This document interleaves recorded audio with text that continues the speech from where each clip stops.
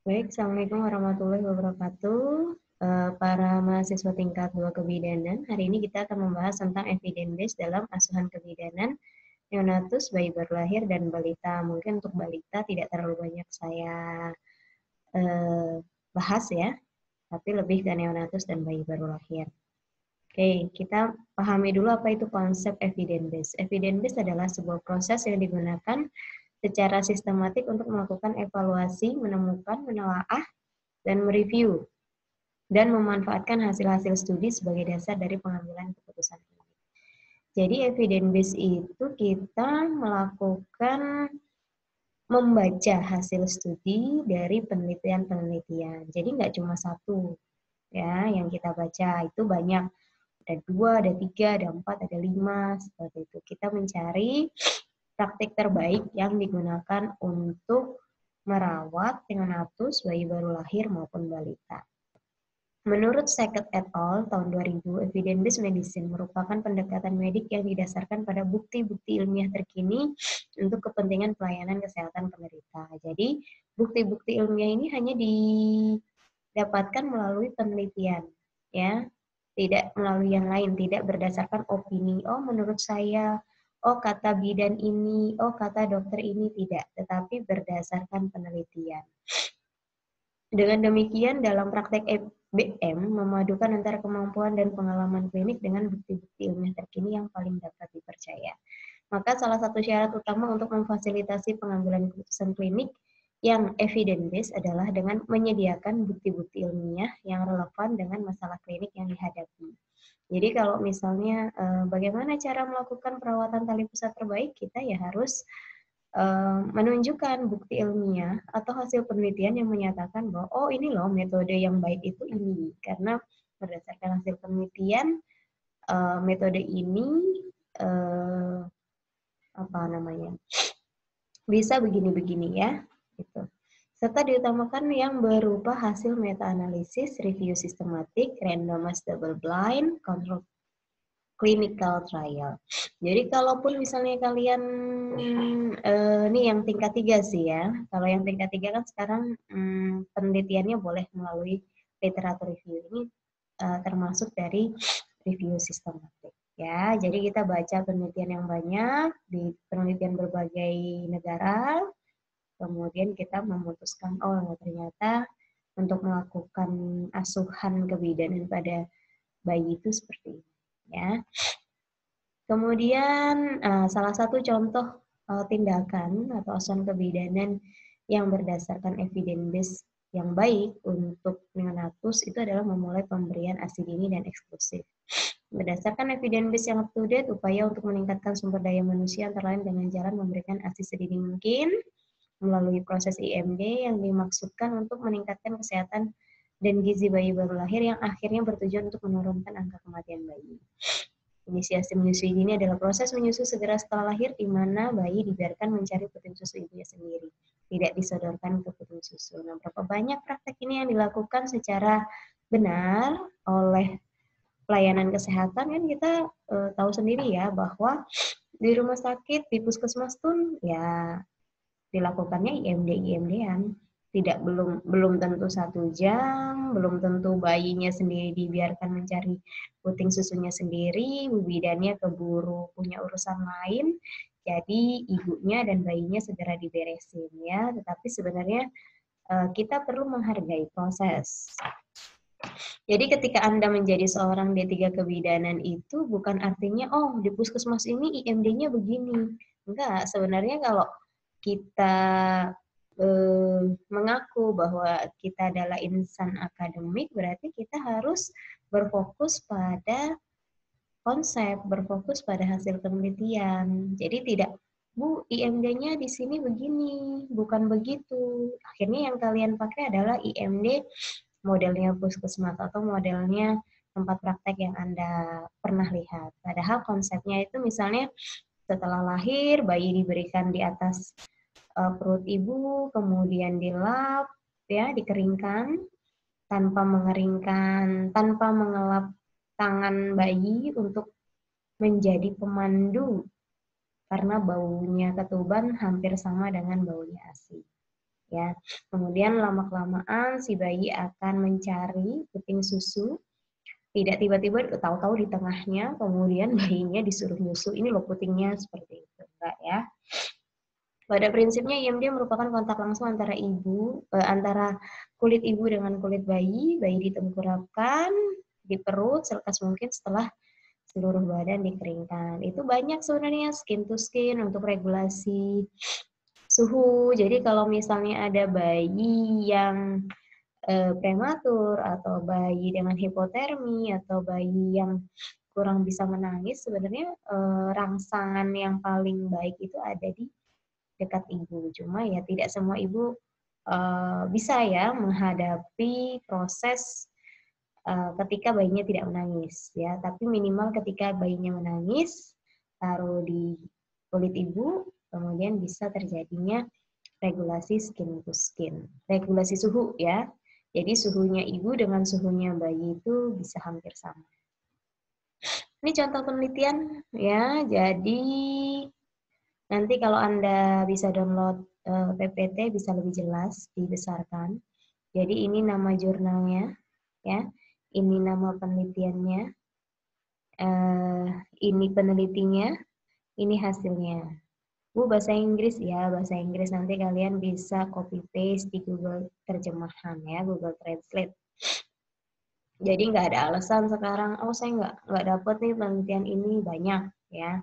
Saya cari itu biasanya kalau bayi dalam bahasa Inggris tuh infant. Kalau penelitian tuh research, misalnya saya mau cari tentang pemberian ASI eksklusif.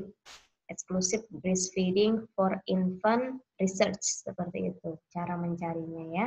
Jadi the risk of not breastfeeding for mother and infants. Jadi kalau ibunya sama bayinya tidak memberikan ASI, itu apa sih resikonya? Ini bisa isi ya. Sedangkan penelitian kedua nih dari jurnal pediatrik, judul penelitiannya Effect of Early Limited Formula on Duration and Exclusivity of Breastfeeding in at-risk infant and RCT. Nah ini randomized control trial seperti ini ya. Jadi salah satu syarat utama yang memfasilitasi putusan klinik itu dengan evidence base yang diutamakan berupa hasil dari randomized double blind control trial RCT.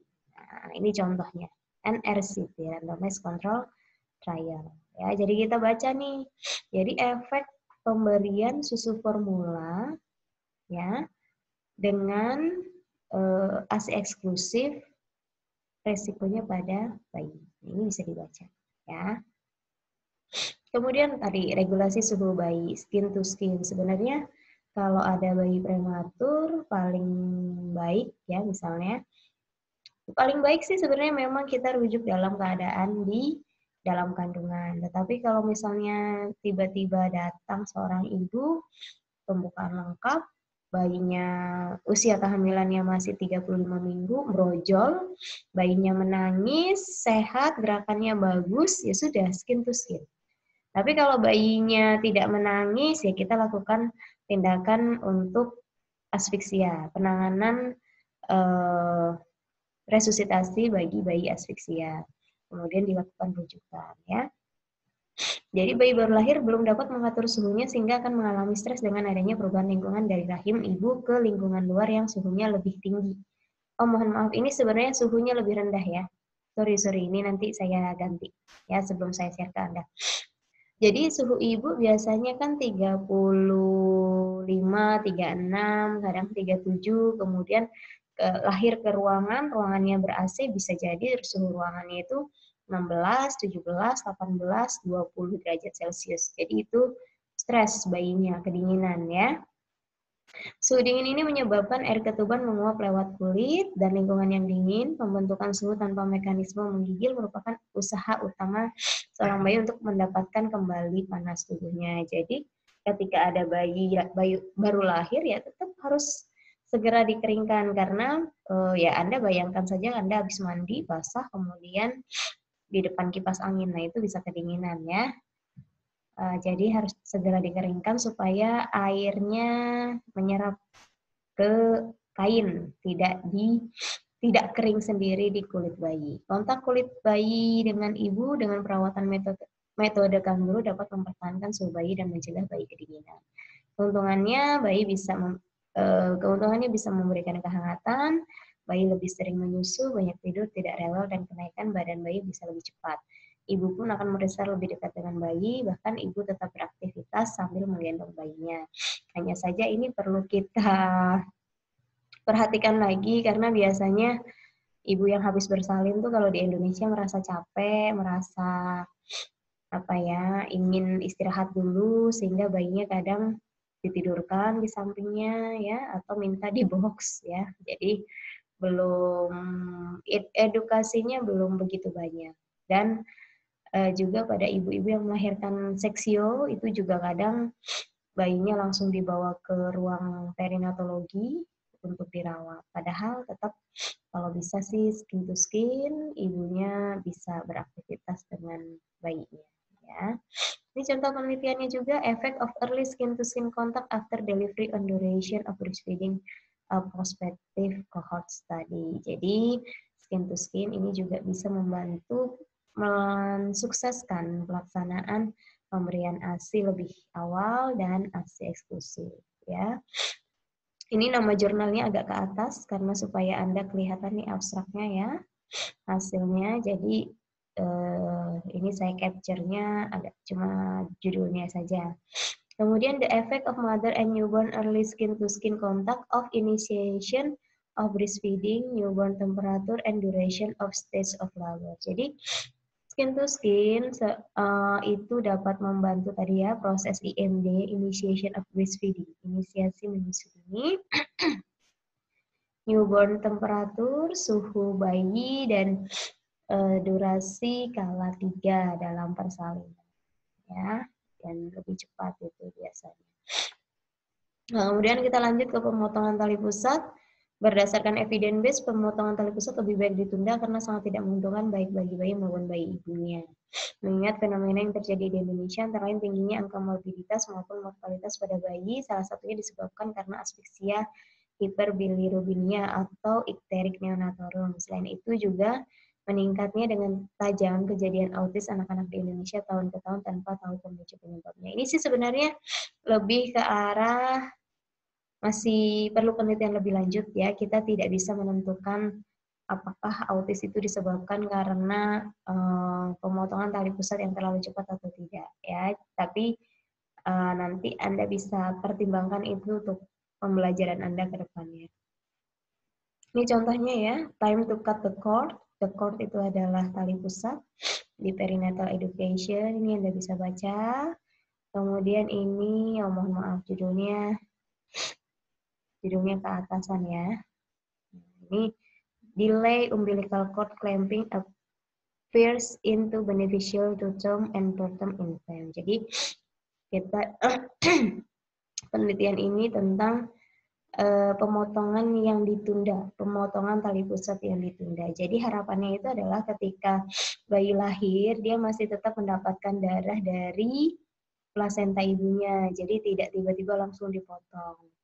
Beberapa penelitian menunjukkan bahwa pemotongan tali pusat ketika dilakukan ketika tali pusat sudah tidak berdenyut lagi. Itu artinya plasentanya sudah lepas, darahnya sisa sedikit di plasenta tersebut, kemudian dialirkan semua ke tubuh bayi. Itu lebih baik ya. Ada juga yang lotus birth. Kalau lotus birth asli itu di plasenta sama bayinya itu bareng-bareng ya sampai puput sendiri itu putus sendiri tali pusatnya. Itu hampir sekitar 5 sampai 7 hari, bahkan kadang ada yang 9 hari. Begitu. Jadi sampai betul-betul plasentanya kering, tali pusatnya putus, baru terpisah antara bayi serta plasenta. Ada. Nah, pemotongan tali pusat ya. Tadi kita lanjutkan berdasarkan penelitian yang dilakukan oleh Kahneman et al. Tahun 93 menunjukkan bahwa pada bayi prematur, ketika pemotongan tali pusat ditunda paling sedikit 30 menit atau lebih, maka bayi akan menunjukkan penurunan kebutuhan untuk transfusi darah. Terbukti memiliki sedikit gangguan pernafasan, menunjukkan tingginya level oksigen, Kemudian menunjukkan indikasi bahwa bayi tersebut lebih viabel, lebih dapat bertahan hidup dibandingkan bayi yang dipotong tali pusatnya segera setelah lahir. Mengurangi resiko perdarahan pada kala 3 persalinan, apa hubungannya? Tadi ya, karena kan kalau di APN itu dia punya waktu 10 menit dalam melahirkan, 10 sampai 15 menit dalam melahirkan plasenta. Nah, ketika melaksanakan pemotongan tali pusat yang ditunda itu biasanya waktunya lebih lama dan plasenta tidak dipaksa untuk lahir secara cepat ya. Tetap kita perlakukan plasenta lahir normal tanpa adanya tarikan. Yang ada adalah penegangan tali pusat terkendali. Kemudian menunjukkan jumlah hematokrit dan hemoglobin dalam darah yang lebih baik tadi karena darahnya dari ibu masih banyak yang masuk ke dalam tubuh bayi. Ya. Kemudian perawatan tali pusat saat memandikan bayi usahakan tidak menarik tali pusat, membersihkan tali pusat saat bayi tidak berada di dalam bak air, ya. Kalau bisa sebelum mandi. Sebelum mandi kita cek dulu tali pusatnya. Kalau memang ada cairan kita lap, kita bersihkan dengan air bersih.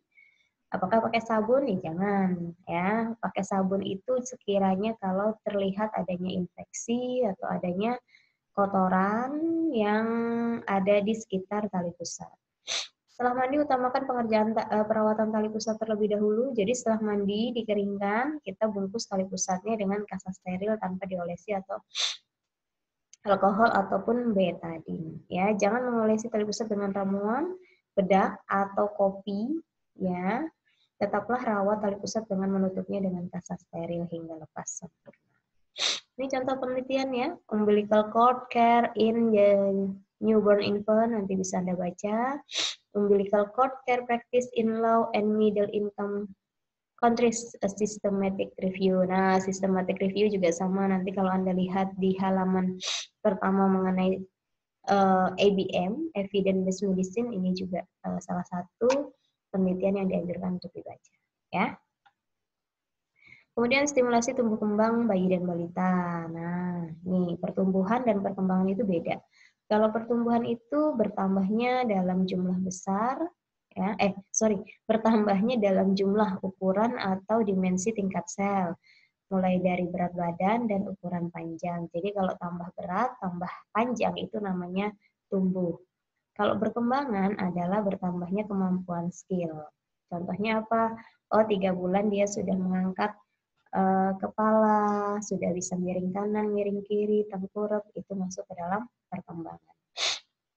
Stimulasi pertumbuhan dan perkembangan bayi dan balita adalah rangsangan yang dilakukan sejak bayi baru lahir, yang dilakukan setiap hari untuk merangsang semua sistem indera, pendengaran, penglihatan, perabaan, pembauan, dan pengecapan. Dengan cara apa? Biasanya kalau bayi baru lahir tuh pakai apa? Rangsang taktil. Rangsang taktil itu bisa melalui perabaan, ya. Penglihatan, cara kita bicara kepada bayi, kemudian pembauan ya, pembauan ini memang agak sulit, tetapi kita bisa cek dan recheck ya nanti ketika sudah agak besar. Cuma kalau masih bayi biasanya masih kita rangsang dengan apa misalnya minyak telon atau bau bayi ya, bau bedak bayi atau bau minyak bukan minyak, sabun seperti itu. Tapi pengecapan ini lebih ke arah ini ya, menyusui. Selain itu juga harus dirangsang gerak kasar, gerak halus, kaki dan tangan, diajak berkomunikasi, serta merangsang perasaan yang menyenangkan dan pikiran bayi dan balita. Diajak bercanda, dikasih tahu, diajak ngobrol, ya, itu untuk stimulasi tumbuh kembang. Rangsangan yang dilakukan sejak lahir terus-menerus bervariasi dengan suasana bermain dan kasih sayang akan memicu kecerdasan anak. Biasanya kalau di tempat tidur suka ada mainan yang dia lihat ya, muter-muter, warna-warni, itu juga bisa. Nah, ini bisa nih, infant pattern of reactivity to tactile stimulation during parent-child interaction. Jadi ada pola aktivitas dengan rangsang taktil selama orang tua dan anak berinteraksi. Biasanya dipijat-pijat ya, atau kita rangsang dengan refleks ya. Misalnya refleks apa? Refleks daerah punggung juga bisa. Nah, the importance of touch in development. Jadi dengan sentuhan juga bisa membantu proses perkembangan ya, pijat bayi, spa, massage gitu. Produksi ASI, jadi di sini ada penelitian menyatakan bahwa air susu ibu itu baru bisa banyak itu sekitar hari ke-6. Hari pertama sedikit sekali, kurang dari 10 mili ya, mili kilogram body weight. Nih, ini yang abu-abu muda itu dengan persalinan normal, yang abu-abu tua dengan sesare ya. Memang produksi ASI pada ibu yang mengalami persalinan sesar itu lebih sedikit dibandingkan ibu yang mengalami persalinan per vagina. Ya, jadi ini baru 6 mili, hari kedua 25 mili, hari ketiga 66 mili. Ini untuk ibu yang melahirkan secara per vagina. Untuk ibu yang melahirkan secara sesar lebih sedikit dari itu. Kenapa? Ya biasanya ada pengaruh dari anestesi, ada pengaruh dari luka, rangsang taktil, bukan rangsang taktil, maksudnya pada saat ibu mau menyusui itu duduk dengan menggendong bayi itu agak sulit kalau untuk ibu dengan operasi sesar karena di perutnya ada luka, jadi agak menyulitkan proses tersebut. Jadi ada